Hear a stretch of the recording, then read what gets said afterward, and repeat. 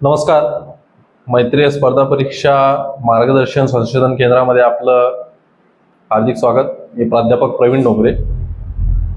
मित्रो, आजच्या विषयाची सुरुवात जी आहे ती आपण एका छोट्याशा कहाणीपासून करू. लहानपणापासून कहाणी ऐकायला कोणाला आवडत नाही? प्रत्येकाला आवडतं. मला असं वाटतं तुम्ही इथपर्यंत आलात, तुम्ही हा जर व्हिडिओ बघत आहात तर तुम्ही कुठल्याही, कदाचित विद्यार्थी असेल, कोणी मुलगा असेल, मुलगी असेल, कोणी युवक असतील किंवा माझ्यापेक्षा ज्येष्ठ वरिष्ठ समाजातील व्यक्ती असतील जे मला आज बघत असतील, मी नक्कीच तुम्हाला एका गोष्टीची खात्री देतो की तुम्ही जर हा व्हिडिओ बघत असणार तर तुमचा टाइम वेस्ट होणार नाही. काहीतरी या व्हिडिओमधून शिकण्यासारखंच तुम्हाला भेटेल. आणि विशेष म्हणजे हे स्पर्धा परीक्षा मार्गदर्शन केंद्र असल्यामुळे विद्यार्थ्यांना याचा विशेष लाभ होईल. तर विषयाकडे वळू आपण की एक जो आहे, एक व्यक्ती असतो. तो व्यक्ती एका शहरामध्ये एका छोट्याशा खोलीमध्ये राहतो. दुसऱ्या दिवशी सकाळी त्याची 9:30 वाजताची ट्रेन असते. ट्रेनने जे आहे त्याला दुसऱ्या शहरामध्ये जायचं असतं. हा रात्री विचार करत करत झोपलेला हा व्यक्ती, ज्या व्यक्तीची ट्रेन 9:30 वाजता आहे परंतु निवांत सकाळी 9, 9:15 वाजता उठतो. उठल्यानंतर त्याच्या अचानक लक्षात येतं की अरे बापरे, आपलं आयुष्य बदलण्यासाठी, आपलं जीवन बदलण्यासाठी जे आपल्याला दुसऱ्या शहरामध्ये जायचं आहे, दुसऱ्या सिटीमध्ये जायचं आहे, तर त्या सिटीमध्ये जाण्यासाठीची जी ट्रेन आहे ती ट्रेन 9:30 वाजता आहे आणि आपण 9 वाजता उठलोय. आपल्याला रेल्वे स्टेशनला जायला पाहिजे, त्या ट्रेनला पकडायला पाहिजे आणि त्या ट्रेनला पकडून आपल्याला आपल्या ज्या ठिकाणी जायचं आहे त्या ठिकाणी जायला पाहिजे. तो जो व्यक्ती आहे, व्यक्ती उत्साहानं परत उठतो, घाई गडबडीत उठतो. थोडासा त्याच्या मनामध्ये भीती असते की ही ट्रेन माझ्या हातात लागणार की नाही लागणार, मला जी आलेली ऑफर आहे, मला जे आलेलं नवीन काम आहे तिथपर्यंत मी पोचू शकणार की नाही पोचू शकणार. या अवस्थेतच तो गडबडीत अंगावर पाणी घेतो, आंघोळ करतो, पटापट फ्रेश होतो, तयारी करतो, आपली बॅग उचलतो आणि रेल्वे स्टेशनच्या दिशेने जाण्यासाठी सुरुवात करतो. रूम मधून बिचारा थोडासा बाहेर येतो. ऑटो स्टँड पर्यंत जाण्यासाठी कुठल्या गाडीला, कुठल्या सायकलवाल्याला, कुठल्या बाईकवाल्याला हात देतो की मला ऑटो स्टँडला जावं लागेल, कारण की ऑटो स्टँड वरून रेल्वे स्टँडला जायचं असतं. गडबडीत जातो, बिथरलेल्या अवस्थेत, घाबरलेल्या अवस्थेत, धावपळीत जातो. कुठला तरी एक बाईकवाला जो आहे त्याला गाडीवर बसवतो. त्यानंतर त्याला रिक्षा स्टँडवर घेऊन जातो. रिक्षा स्टँडला गेल्यानंतर रिक्षा स्टँडवर असलेला तो ऑटो चालक म्हणतो की मित्रा, तुला कुठं जायचं आहे? भैया, तुम्हाला कुठं जायचं आहे? म्हटल्यानंतर तो म्हणतो की मला स्टेशनला जायचं आहे. ऑटोवाला, रिक्षा चालक म्हणतो की अरे बाबा, माझ्याकडे जे आहे अजून सवाऱ्या नाही आहेत. रेल्वे स्टेशनला जाण्यासाठी मी तुला एकट्याला जर घेऊन गेलो तर तुला एक्स्ट्रा पैसे द्यावे लागतील, जास्त पैसे द्यावे लागतील.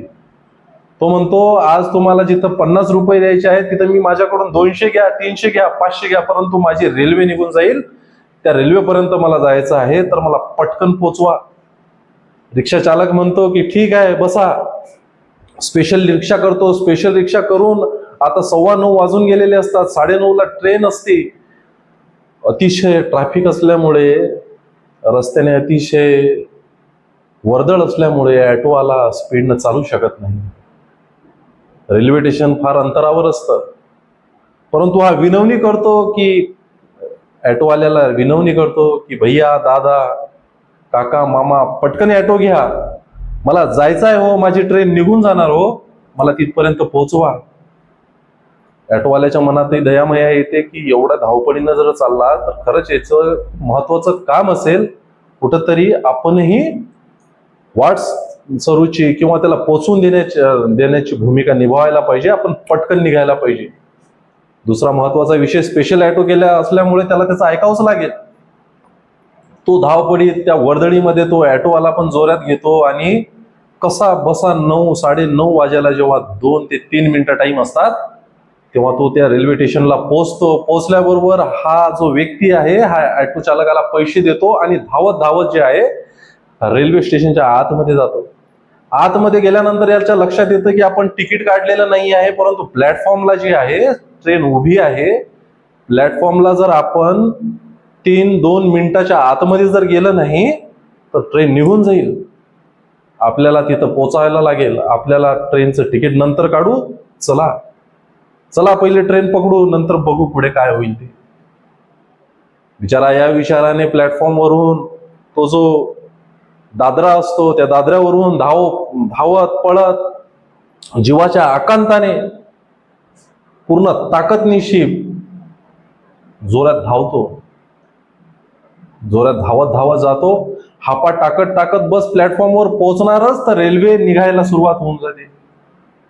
आता एकीकडे रेल्वे स्टार्ट झाली आणि ती प्लॅटफॉर्म सोडायला तिची सुरुवात झाली, आणि हा बिचारा धावपळत घामाने ओला चिंब झालेला, मनामध्ये धाक असलेला, एवढा प्रयत्नाने तिथं आलेला तो व्यक्ती पूर्ण ताकद लावतो, आणि पूर्ण ताकद लावताना त्या प्लॅटफॉर्मवर धावताना ट्रेन बस सुटणार, आणि तेवढ्यात कोणीतरी याला एक जण हात देतं की मित्रा ये पटकन आतमध्ये, मी तुला आतमध्ये घेतो. बिचारा त्याच्या हातामध्ये हात देतो आणि त्या ट्रेनच्या आतमध्ये चढतो. जसा त्या ट्रेनच्या आतमध्ये चढतो, त्याच्या मनामध्ये जे आहे आता थोडा जो भीती होती, जे दुःख होतं की मी हे ट्रेन पकडू शकणार की नाही पकडू शकणार, ते आता हलकं झालं. तो ज्या व्यक्तीने त्याला हात दिला त्याचा आभार मानतो की मित्रा, भैया, दादा, देवासारखा धावून आलास रे. कदाचित तू जर हात दिला नसता तर माझी ट्रेन निसटून गेली असती. त्याचा आभार मानतो, त्याला अभिवादन करतो, आणि आपल्या त्या ट्रेनमध्ये, बिचाऱ्याने तिकीट काढलेलं नाही आहे, त्या ट्रेनमध्ये जाऊन एका ठिकाणी बसतो.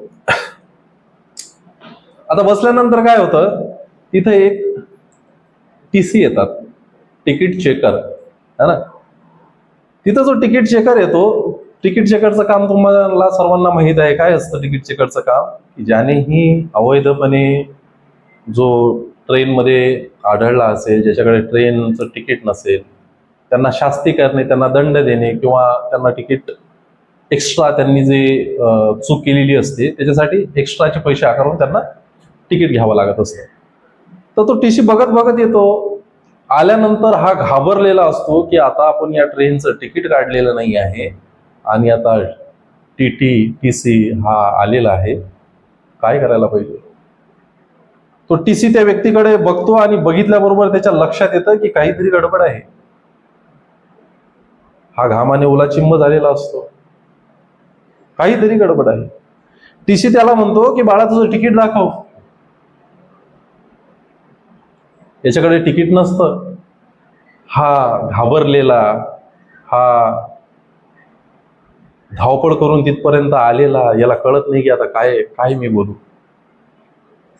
तिकीट चेकर तिकीट बघण्यासाठी त्याच्या बाजूला बसतो, त्याच्या खांद्यावर हळूच हात ठेवतो आणि विचारतो की तुझ्याकडे तिकीट नाही आहे का. हा बिचारा बिथरलेल्या आवाजानं म्हणतो की सर, माझ्याकडे, मला माफ करा, माझी चुकी झाली, माझ्याकडे तिकीट नाही आहे. टीसी त्याला दुसरा प्रश्न विचारतो की बाळा, तुला जायचं कुठं आहे. तू एवढा धावपडीत, एवढा घामाने ओला चिंब झाला, अरे बाळा, तुला जायचं कुठं आहे, कुठं निघालायस, कुठल्या ठिकाणी पोहोचायचं आहे. हा विचार करतो, टीसीच्या डोळ्यामध्ये डोळे टाकतो, आणि याच्या तोंडातून उत्तर निघतं की कुठं जायचं मला कळतच नाही, मी तिकीटच काढलेलं नाही आहे, ही ट्रेन कुठं जाते. टीसी त्याच्याकडे बघून हसतो. त्याला परत विचारतो की तू ज्या ठिकाणी जायचं आहे तिथलं तिकीट जर तू काढलेलं नाही आहे तर तुला माहित आहे का तू कुठल्या ट्रेन मध्ये बसलेला आहे. हा बिथरून जातो, दचकून जातो, भांबावून जातो, आणि गर्त तिथून विचार त्याचे सुरू होतात. मित्र, गोष्ट इथंच संपली. तुम्ही म्हणणार या गोष्टीमध्ये समजण्यासारखं काय आहे, शिकण्यासारखं काय आहे. तो चुकीच्या ट्रेनमध्ये चढलाय का, त्याने तिकीट काढलं नाही तर त्याला आता काही शास्ती होणार आहे का, दंड होणार आहे का, त्यानं ठरवलेलं जे ठिकाण आहे, जे त्याची, ज्या ठिकाणी आयुष्याची नवीन सुरुवात होणार होती, त्या ठिकाणीच हे ट्रेन जाणार आहे का? मी कदाचित कुठल्या दुसऱ्या ट्रेनमध्ये तर चढलो नाही, या विचाराने बस गोष्टीचा इथंच अंत होतो. याची उत्तर आता आपल्याला द्यायची आहेत, याची उत्तरं तुम्हाला द्यायची आहेत. याचं उत्तर स्पर्धा परीक्षा असेल किंवा आयुष्यामध्ये धडपड करणाऱ्या प्रत्येक व्यक्तीला याचं उत्तर द्यायचं आहे की ती जी ट्रेन आहे, ती ट्रेन म्हणजे आपलं आयुष्य आहे, आणि तो जो व्यक्ती आहे, तो व्यक्ती म्हणजे आपण आहोत. कधी कधी आयुष्य आपण त्या ट्रेन सारखं जगत असतो. आपल्याला माहित नाही आपल्याला कुठं जायचं आहे, आपलं ठिकाण कुठलं आहे, आपल्याला नेमकं काय करायचं आहे हे अजिबात आपल्याला माहित नसतं. आणि ज्या पद्धतीने त्या ट्रेन मधल्या त्या व्यक्तीची ती परिस्थिती झाली की जीवाच्या आकांतानं मेहनतीनं तो तिथपर्यंत आला, परंतु त्याचं ध्येयच निश्चित झालेलं नाही आहे, त्याला जायचंच कुठं आहे याचा त्याने विचारच केलेला नाही आहे. कदाचित ज्या ठिकाणी जायचं आहे त्या ठिकाणी न जाता दुसऱ्याच ट्रेनमध्ये बसलेला आहे. आयुष्यामध्ये शिक्षण शिकत असताना, जीवन जगत असताना सुद्धा आपण अशा चुका करत असतो. आपल्या आयुष्यामध्ये कुठलंही एम्बिशन असेल, आपल्या आयुष्यामध्ये कुठलं जे ध्येय असेल, आपलं विजन असेल, आपलं मिशन असेल, हे असं काहीही ठरवलेलं नसतं. आणि बस आपण आयुष्य जगत असतो, धावपळ करत असतो, मेहनत करत असतो. तो जसा तो व्यक्ती ओला चिंब झाला, ते ऑटोवाले जसा त्याला मदत करतो असे मदत करणारे असे सर्व आपल्या आयुष्यात असतात. आपल्याला ट्रेन पण असते, आपल्याला तो टीसी पण मार्गदर्शक असतो, जो कदाचित योग्य दिशेनं जर तुम्ही जात नाही आहात, काही चुकी केली असेल तर त्याला दंड देणारा व्यक्ती सुद्धा आपल्या आयुष्यात येतो. तर असे बऱ्याच गोष्टी आपल्या आयुष्यात कायम येत असतात, परंतु आपलं ध्येय निश्चित नसल्यामुळे आपल्याला एक्झॅक्ट कळत नाही की आपल्याला नेमकं जायचं कुठं आहे, आपली मंजिल कुठलं आहे, आपलं ध्येय कुठलं आहे, आपला एम्बिशन्स कुठला आहे, आपल्याला कुठल्या ठिकाणी पोहोचायचं आहे, हे आपण कधी ठरवतच नाही. स्पर्धा परीक्षा म्हणजे काय मित्र हो? स्पर्धा म्हणजे जिथं असंख्य स्पर्धा आहे. जीवन जगत असताना या स्पर्धेमधूनच आपला जन्म झालाय.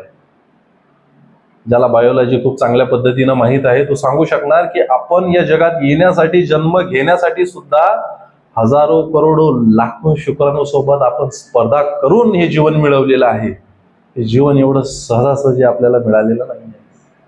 मग हे जीवन जगत असताना ध्येयपूर्ण जीवन जगावं, काहीतरी डोळ्यापुढे मोटिव्ह ठेवून हे जीवन जगावं, काहीतरी एक ठिकाण ज्या ठिकाणी पोहोचल्यानंतर मला माझी लाईफ सॅटिस्फाईड, बघा मित्र, आनंदी असणं आणि सुखी समाधानी असणं यामध्ये थोडासा फरक येतो. पार्ट एकच आहे, आनंदी सुखी समाधानी असणं.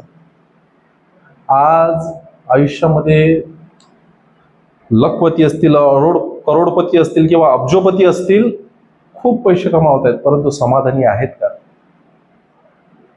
कदाचित प्रत्येक जण नसेल, 100 पैकी 5-10 लोक असतीलही, पण त्यामध्ये आपण आहोत का? हा सर्वात महत्वाचा प्रश्न आहे.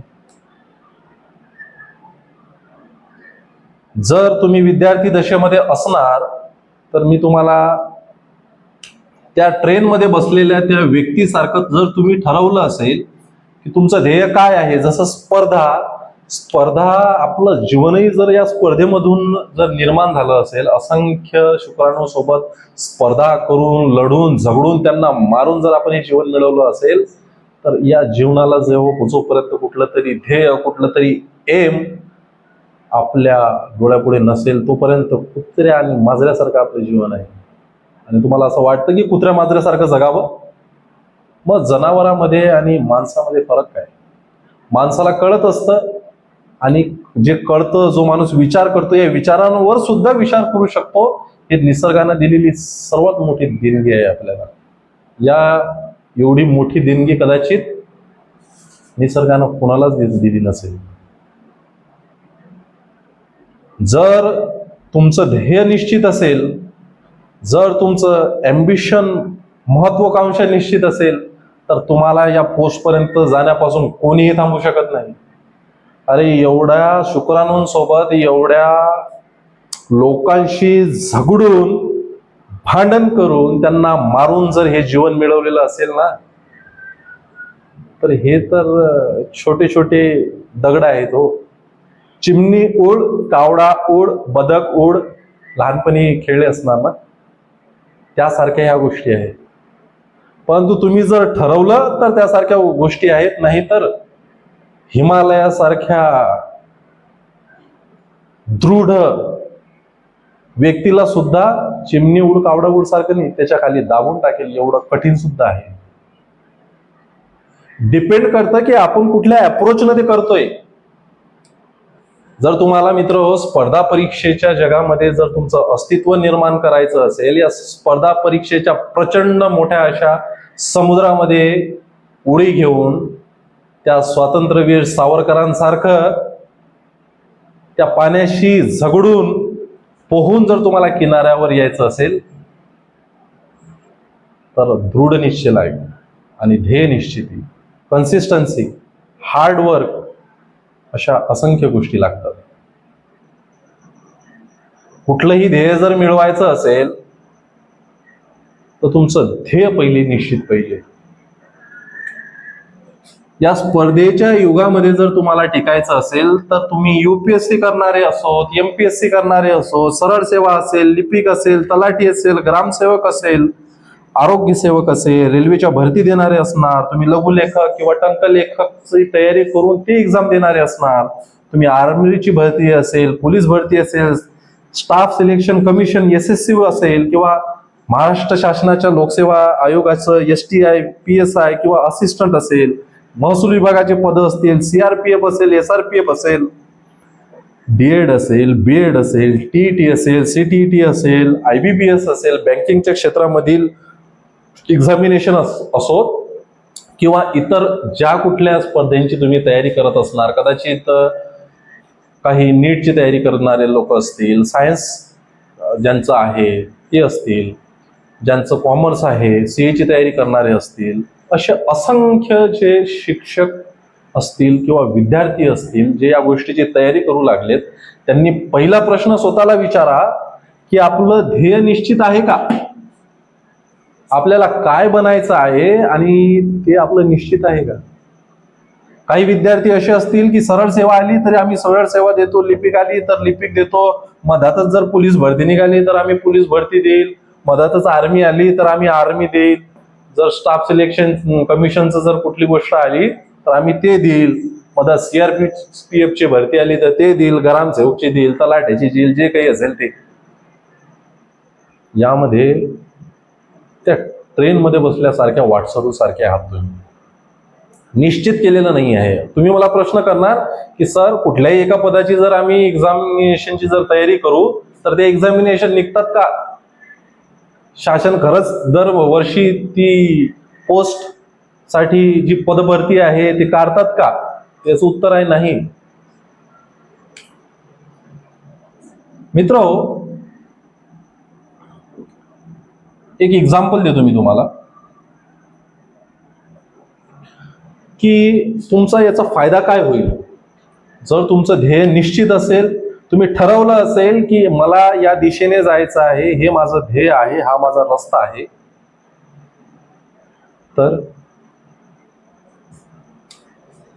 ज्या पद्धतीने एक वटवृक्ष असतो आणि त्या वटवृक्षाच्या ज्या फांद्या असतात, कुठल्या फांदीला फळ लागलेलं आहे, कुठल्या फांदीला फूल लागलेलं आहे हे आपल्याला कळायला पाहिजे. आणि ज्या दिवशी हे कळलं त्या दिवशी आपण या क्षेत्रामध्ये 100% यशस्वी होणार, याची शाश्वती मी देतो. जसं तुम्ही जर MPSC आणि UPSC ची जर तयारी करत असणार तर स्पर्धा परीक्षेच्या जगामध्ये जर तुम्ही महाराष्ट्र लोकसेवा आयोगाच्या परीक्षेची जर तयारी करत असणार तर याचा अभ्यासक्रम एवढा मोठा आहे की यामध्ये महाराष्ट्रामध्ये निघत असलेले सरळ सेवा, लिपिक, तलाठी, ग्रामसेवक, आरोग्य सेवक आणि त्यासोबतच CRPF असेल, SRPF असेल, STI असेल, PSI असेल, असिस्टंट असेल किंवा पोलीस भरती असेल किंवा DED, BED आणि TET चा बऱ्याच पैकी अभ्यासक्रम हा असेल, हा यामध्ये कव्हर होऊन जातो. जर तुम्ही UPSC ची तयारी करत असणार तर यामध्ये जवळजवळ तुमच्या सर्वच ज्या एक्झामिनेशन आहे त्या टोटल 15 ते 16 चे एक्झामिनेशन जे आहे, यामध्ये कदाचित मी नाव लिहिलेलं पण नसेल, या सर्वच्या सर्व त्यामध्ये इन्क्लूड होतात. मी तुम्हाला हे म्हणणार नाही की तुम्ही डायरेक्ट MPSC ची तयारी करा किंवा UPSC ची तयारी करा म्हणजे ऑटोमॅटिक तुम्हाला या बाकीच्या गोष्टीची तयारी होणार, मी अजिबात असं म्हणणार नाही. जेवढ्या व्यक्ती आहेत तेवढ्या प्रवृत्ती आहेत. माणसं जेवढ्या प्रकारचे आहेत, मानव हा जो प्राणी आहे ना, त्याच्या प्रत्येक डोक्याच्या आतमध्ये त्याची प्रवृत्ती वेगळी आहे, त्याचं राहणीमान वेगळं आहे, त्याचं विचार करण्याची शैली वेगळी आहे, त्याचं ध्येय वेगळं आहे, त्याचं आयुष्य वेगळं आहे, सर्व वेगळं आहे, सर्व जवळजवळ. म्हणून जेवढ्या व्यक्ती असतील तेवढ्याच प्रवृत्ती आहेत. मी प्रत्येकाला असं नाही म्हणणार की तुम्ही UPSC ची तयारी करा किंवा MPSC ची तयारी करा. या प्रत्येक भरतीचा जो पेपर आहे याचा पॅटर्न वेगळा आहे. जसं आपण पोलीस भरतीचा जर विचार केला तर मला ते महाराष्ट्रामध्ये मॅक्झिमम मुलं जे आहे पोलीस भरतीची तयारी करू लागले.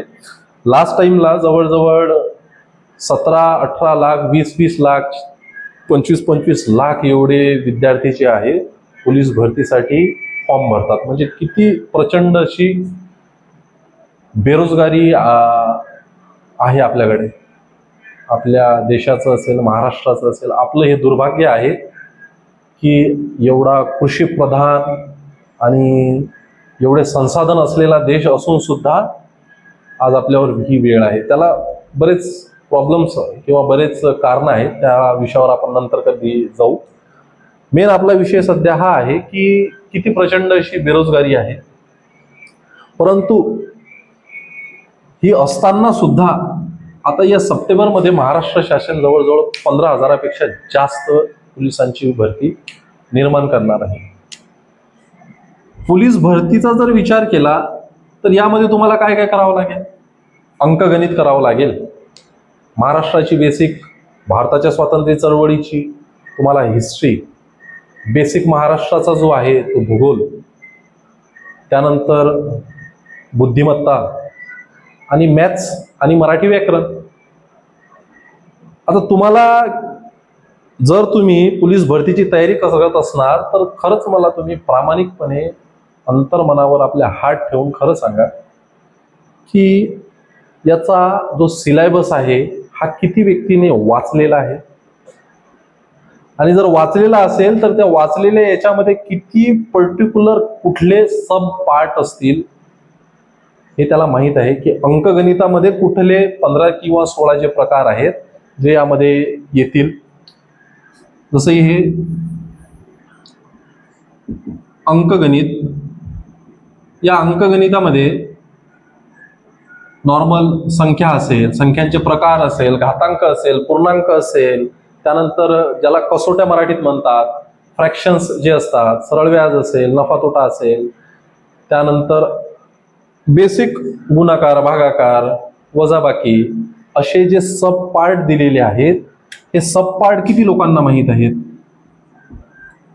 सब फॅक्टर अंकगणित असेल, या अंकगणितामधले कुठले कुठले प्रकार आहेत आणि त्या प्रत्येक जो प्रकार आहे त्याचा जर तो अभ्यास करत असेल तर नक्कीच तो त्याच्या ध्येयाच्या दिशेने योग्य वाटेने जात आहे. तसाच इतिहास असेल, हिस्ट्री असेल, याचे सब पार्ट तुम्हाला माहीत आहेत का की या पोलीस भरतीमध्ये जे सब पार्ट आहेत ते कुठल्या कुठल्या पद्धतीचे आहेत, कुठल्या कुठल्या प्रकारचे आहेत? कदाचित याचं उत्तर हो असेल, काही जणांचं नाही असेल. तर बोलण्याचा उद्देश हा आहे की ज्या ठिकाणी तुम्हाला जायचं आहे या ठिकाणी जाण्यासाठी सर्वप्रथम तुमचं एक टार्गेट फिक्स पाहिजे की मला या ठिकाणी जायचं, म्हणजे बस बाकी सर्व बाजूला ठेवून मला त्या ठिकाणी जावं लागेल. त्या ठिकाणी जाण्यासाठी योग्य दिशेने जाणे खूप गरजेचं आहे. एक खूप आवडतं माझं एक वाक्य मी कुठेतरी वाचलं होतं कि कितना भटका होगा वो शख्स जो औरों को सही रास्ता दिखाता है. सो कदाचित तुम्ही या भटकलेल्या रस्त्यानं जाणारे काही वाटसरू असतील, कुणी जे भटकलेले नाही आहेत, त्यांचं दिशा, ध्येय सगळ्या गोष्टी ठरवलेल्या आहेत, फिक्स आहेत, कदाचित असे काही लोक असतील. काही लोकांनी ही परीक्षा देऊन कदाचित 1 मार्काने, 1.5 मार्काने, अंशाने, एकदम क्वचित फरकाने ज्यांचं सिलेक्शन झालं नसेल, काही असे असतील. कदाचित यावर्षी लागणारे काही लोक असे असतील जे कदाचित या व्हिडिओला बघत असतील. सर्वांना प्रामाणिकपणे माझं एकच सांगणे आहे की ही जी गर्दी आहे, ही जी वर्दळ आहे, त्या वर्दळीचा भाग होऊ नका. जसं तुम्हाला जर चालायचं असेल, चालत असताना हा जर रस्ता असेल आणि या रस्त्यानं जर लोक ऑलरेडी जात आहेत आणि या ठिकाणी जे आहे हा एकच व्यक्ती जात आहे, बोलण्याचा भाग हा आहे की ही जी वर्दळ आहे, ही जी गर्दी आहे या स्पर्धा परीक्षेमधली, या स्पर्धा परीक्षेची गर्दी जसं करत आहे तसंच आपण करायला पाहिजे, त्यामुळेच आपल्याला यश येईल असं अजिबात नसतं. या गर्दीमध्ये काही व्यक्ती असे असतील की जे तुम्हाला मदत करतील, काही व्यक्ती असे असतील की मदतीचं नाटक करतील, काही व्यक्ती असं असतील ज्यांना मदत करायची आहे परंतु बोलत नसतील, काही व्यक्ती असं असतील की जे तुमच्यासोबत राहून सुद्धा तुम्ही नोकरीला लागायला पाहिजे असे त्यांच्या मनामध्ये अजिबात हा विचार पण नसतो. कदाचित ज्याला आपण जेलसी म्हणतो असे पण काही जण असतील. तर माझा बोलण्याचा उद्देश हा आहे की यांच्या गर्दीमध्ये जाण्यापेक्षा तुम्हाला जर सक्सेस मिळवायची असेल तर यांच्यापेक्षा तुम्हाला वेगळा विचार करून एक वेगळी तुमचं डिसिप्लिनची तुमची रोजनिशी तयार करून डेली कशा पद्धतीनं करायला पाहिजे, कसं डिसिप्लिनली करायला पाहिजे, कसं कन्सिस्टन्सली करायला पाहिजे, त्याच्यासाठी एक योग्य दिशा खूप महत्वाची आहे. काही लोक असं म्हणतील की हा एकटा पडला म्हणजे भरकटेल ना, हा रस्ता याचा दूर जाईल ना. तर बोलणारे कुछ तो लोग कहेंगे, उनका काम है कहना, छोड़ो बेकार की बातों में कहीं बीत ना जाए रहना. या बेकार पानसट थर्ड क्लास गोष्टी केल्यापेक्षा त्या लोकांच्या विचारामध्ये जसं जसं एक तुम्हाला समोरचा व्यक्ती जर रागात असेल तर त्याच्या रागामुळे कदाचित त्या रूममध्ये पण एक गरमागरमीचं वातावरण असतं. एखादा खुश असेल तर रूममध्ये आनंदाचं वातावरण असतं. तर तुमच्या ज्या लोकांसोबत तुम्ही राहता, उठता, बसता, कळत न कळत यांचा इम्पॅक्ट सुद्धा आपल्या बुद्धीवर, आपल्या शरीरावर, आपल्या विचारावर, आपल्या आचरणावर हा होत असतो. हे जेव्हा आपण हे उदाहरण दिलं होतं, या पद्धतीचे जर लोक तुमच्या आयुष्यामध्ये असतील, तुमच्या वर्गामध्ये असतील, तुम्ही अभ्यास करता त्या ठिकाणी असणार, तर नेहमी दुरावा हा चांगला राहील तुमच्या भविष्याच्या दृष्टिकोनातून. आणि एक ध्येय ठरवा, एक रस्ता ठरवा, एक ॲम्बिशन्स ठरवा. मी असं म्हणणार नाही की माझा स्पर्धा परीक्षा मार्गदर्शन केंद्र आहे, कुठंतरी येऊन माझ्याकडून येऊन तुम्ही शिक्षण घ्यायला पाहिजे, मी तुम्हाला बघा किती योग्य रस्त्याने घेऊन जातो. अजिबात नाही. स्पर्धा परीक्षेमध्ये तुम्ही क्लास लावलाच पाहिजे असं काही नसतं. तुम्हाला जर मनापासून अभ्यास करायचा असेल, मनापासून तुमचा जर स्वतःवर विश्वास असेल आणि तुमच्या अभ्यासाची दिशा ठरलेली असेल, तुम्ही डिसिप्लिन नियमाने जर हार्ड वर्क करत असणार तर तुम्हाला कुठल्याही क्लासेसची वगैरे गरज नाही आहे. बऱ्याच वेळा आपण योग्य रस्त्यानं जात आहे की नाही आहे, एका शिक्षकांचं काम काय आहे. आजकाल ठीक आहे, स्पर्धा परीक्षांचा बाजार मांडलेला आहे. त्या स्पर्धा परीक्षेच्या या युगामध्ये खूप व्यक्ती, लोक स्वतः कमावण्यासाठी वेगवेगळे आमिष दाखवून तुम्हाला त्यामध्ये गुंतवण्याचा प्रयत्न करतात. तर आपल्याला या आमिषात फसायचं नाही आहे. आपल्याला जो व्यक्ती आपला मार्गदर्शक असेल, मेंटर असेल, त्याच्याप्रती समर्पण असू द्या.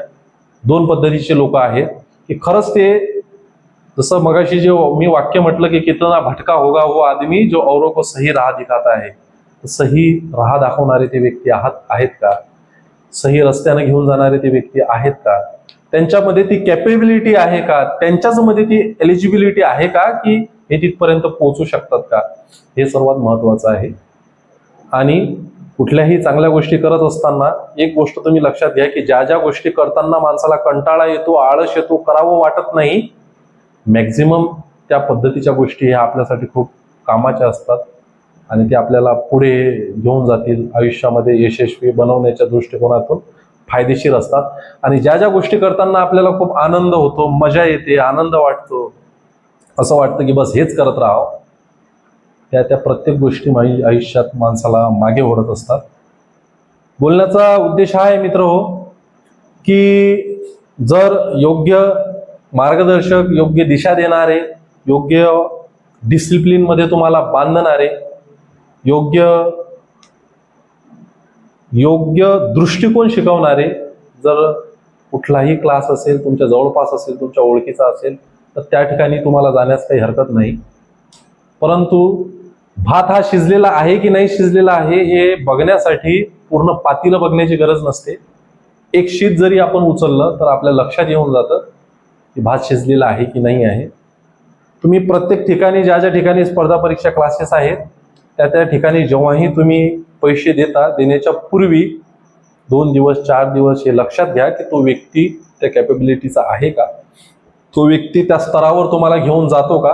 आणि जर तुम्हाला तुमच्या अनुभवातून जर ते ज्ञान मिळत असेल की हा व्यक्ती आपल्याला घेऊन जाऊ शकतो, असा क्लास तुम्ही जॉईन करा. जाताना एक छोटीशी गोष्ट सांगतो आणि आजचा जो हा विषय आहे हा विषय आपण इथं संपवू. मित्र, त्या गावामध्ये ते जेव्हा महाराज येतात तर त्या गावाच्या बाहेर त्यांच्या निवासस्थानासाठी गाववाले एक छोटासा जे आहे आश्रम स्थापन करतात. आश्रम स्थापन केल्यानंतर त्या ठिकाणी महाराजला रिक्वेस्ट करतात ते की तुम्ही खूप ज्ञानी आहात महाराज, तुम्ही आमच्या गाववाल्यांनी तुमच्यासाठी एक आश्रम बनवलेला आहे. आता तुम्ही गाव भटकल्यापेक्षा या ठिकाणी राहा. या ठिकाणी गावाच्या आजूबाजूला असलेल्या या पंचक्रोशीमध्ये तुमची गरज आहे. महाराजांना रिक्वेस्ट केल्यानंतर महाराज आश्रमामध्ये थांबतात. थांबल्यानंतर त्यांच्या त्या पंचक्रोशीमध्ये आजूबाजूमध्ये जेवढेही गावं असतात त्या सगळ्या गावांमध्ये त्यांची प्रसिद्धी पसरलेली असते की महाराज खूप ज्ञानी आहेत, महाराज खूप ज्ञानी आहेत, महाराज खूप चमत्कारिक आहेत, महाराज तुमच्या आयुष्यामधली सर्व प्रॉब्लेम्स, सर्व समस्या दूर करू शकतात, अशी सिद्धी महाराजांकडे आहे. पंचक्रोशीत अशी महाराजांची हवा पसरलेली असते. या जगामध्ये असा कदाचित कुठलाच व्यक्ती नाही जो प्रॉब्लेम मध्ये नसेल, ज्याला अडचणी नसतील, ज्याला समस्या नसतील. असाच एक व्यक्ती ज्याच्या आयुष्यामध्ये खूप समस्या असतात, खूप प्रॉब्लेम्स असतात, गरिबीने, परिवाराने, समाजाने, सर्वांनी बहिष्कार टाकलेला एक व्यक्ती, त्याच्या आयुष्यामध्ये किती प्रॉब्लेम्स असतात, त्याच्यापर्यंत ही गोष्ट पोचते. बिचारा या सगळ्या प्रॉब्लेम्समुळे व्यसनाला लागलेला, एकांतवासात असलेला, काहीही न करणारा व्यक्ती गुरुजींच्या नावाने त्यांच्याकडे जायला निघतो. निघताना मनामध्ये एकच आशा, एकच उम्मीद की मी बहिष्कार केलेला व्यक्ती, माझ्या आयुष्यामध्ये एवढे प्रॉब्लेम्स, परंतु महाराजांची एवढी ख्याती ऐकली की महाराज आपल्या आयुष्याचं काहीतरी भलं करतील, चांगलं करतील. बस या उम्मीदीने महाराजांकडे निघाल्यानंतर आश्रमामध्ये येतो. आल्यानंतर महाराज जे आहे आपल्या आश्रमामध्ये एका ठिकाणी बसलेले असतात.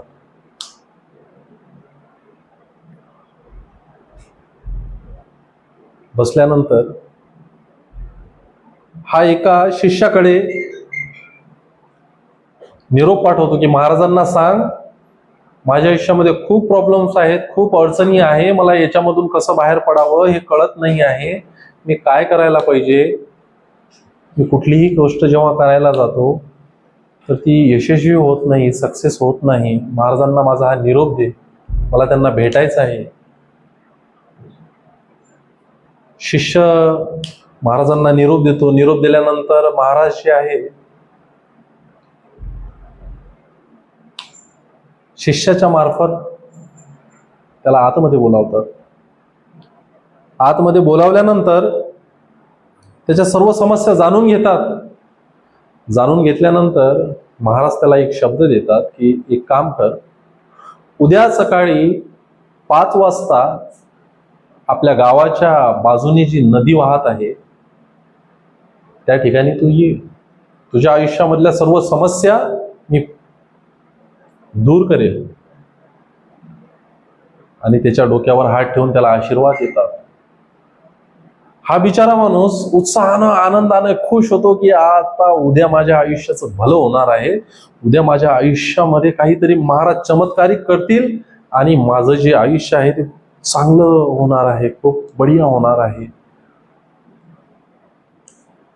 आनंदानं तिथून निघून जातो. निघून गेल्यानंतर दुसऱ्या दिवशी कधी होतो, सकाळ कधी होते, रात्रभर त्या विचारात बिचारा की सकाळ आता मी झोपू की नाही झोपू. जर झोपलो तर सकाळी मला जाग येणार का. सकाळी 5 वाजता मला महाराजांनी नदीकाठी बोलवलेलं आहे, मला जर जाग नाही आली, महाराजांनी जर माझी वाट बघितली तर कसं होईल. अशा असंख्य विचारांच्या वादळामध्ये बिचारा झोपी जातो. झोपी गेल्यानंतर तुम्हालाही कदाचित याचा अनुभव असेल की एखादी गोष्ट जर तुम्ही ठरवली की आज सकाळी 7 वाजता आपल्याला कन्फर्म उठायचं आहे, तर तुमची बुद्धी सुद्धा तुम्हाला साथ देते. तुम्ही झोपलेले जरी असले ना तर परफेक्ट 7 किंवा 7 वाजेच्या आसपास जेव्हा टाइम असेल ना तर ऑटोमॅटिक तुम्हाला कधी कधी जाग येतो. बिचाराला तसंच सकाळीच 5 वाजता 4:30 वाजता कसं मी तिथं पोहोचायला पाहिजे म्हणून पटकन त्याला जाग येतो. आल्यानंतर एक खुशीने, आनंदाने, उत्साहाने नदीकाठी जायला निघतो. नदीकाठी गेल्यानंतर बघतो तर काय, महाराज ऑलरेडी त्याची वाट बघत असतात. हा थोडासा बिथरतो, मनामध्ये घाबरतो की महाराज काही बोलतील का, थोडासा उशीर झाला, काही म्हणतील का.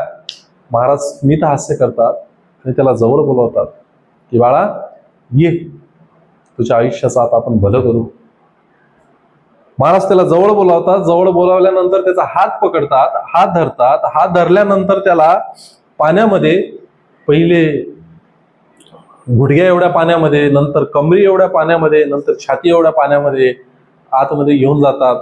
घेऊन जात असताना हा खुश होतो, आनंदी असतो, उत्साही असतो की आज हे जे स्नान आहे कदाचित या स्नानाने माझ्या आयुष्यात चांगलं होणार आहे, भलं होणार आहे. अशा आनंदाने तो गळ्या एवढ्या पाण्यामध्ये महाराज त्याला घेऊन जातात.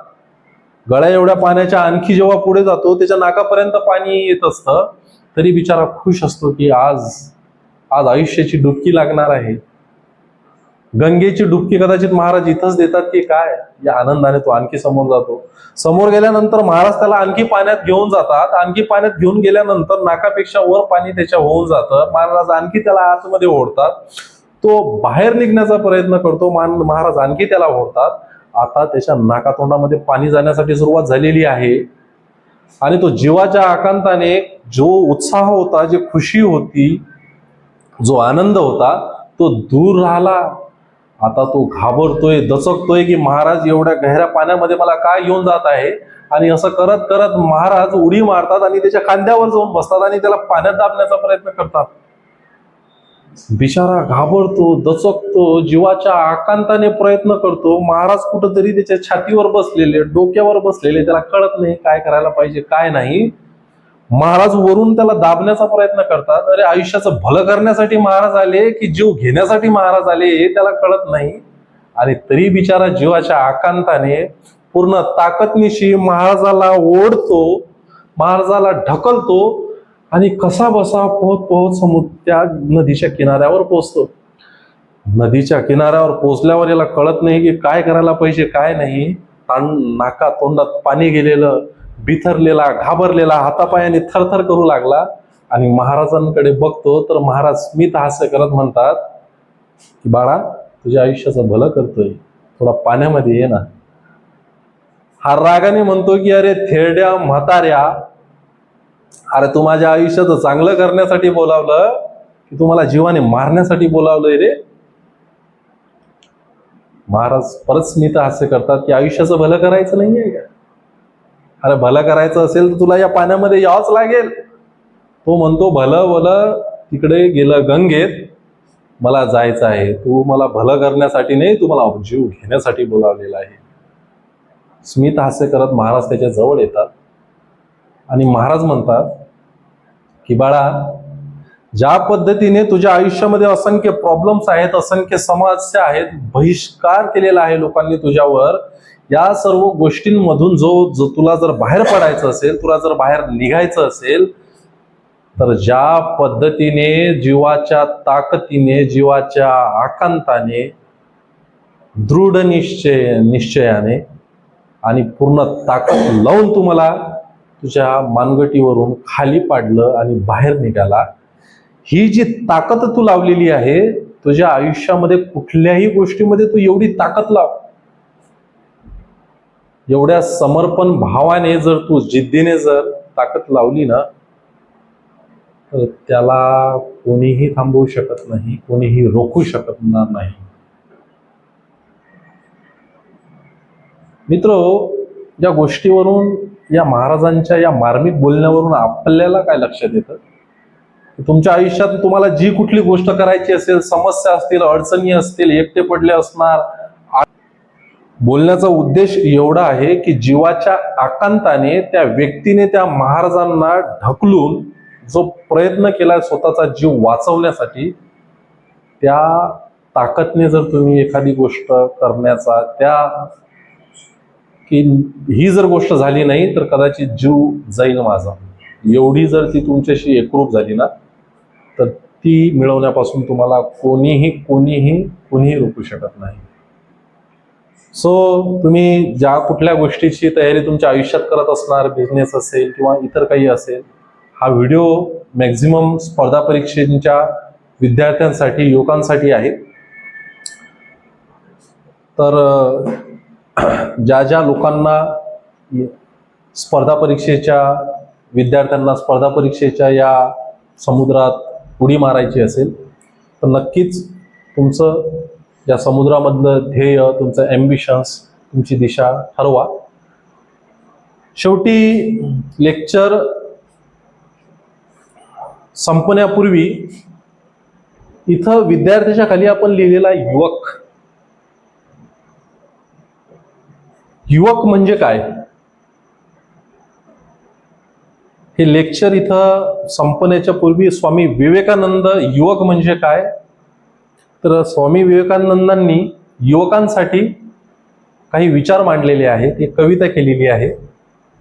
ते तुम्हा, आम्हा किंवा या समाजातल्या प्रत्येक युवकासाठी स्वामी विवेकानंदांनी सांगितलेली ही कविता, की युवक कसा असावा.